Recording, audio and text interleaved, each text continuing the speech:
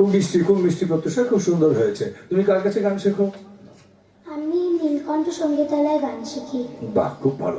এই গানটা তুমি ভালোই করেছো, কিন্তু প্রথম কয়েকটা নোটের মধ্যে একটু সমস্যা রয়েছে। মধু মা, এই মায়ের যে নোটটা সেটা একটু অন্যরকম লাগাচ্ছ। তুমি তোমার টিচারদের গিয়ে বলো যে আমাকে এরকম বলেছে, আমাকে আর একটু ভালো করে শিখিয়ে দিন। ওকে? এমনিতে তোমার গলা খুব মিষ্টি, ভালো করে গিয়েছো তুমি। Thank you sir.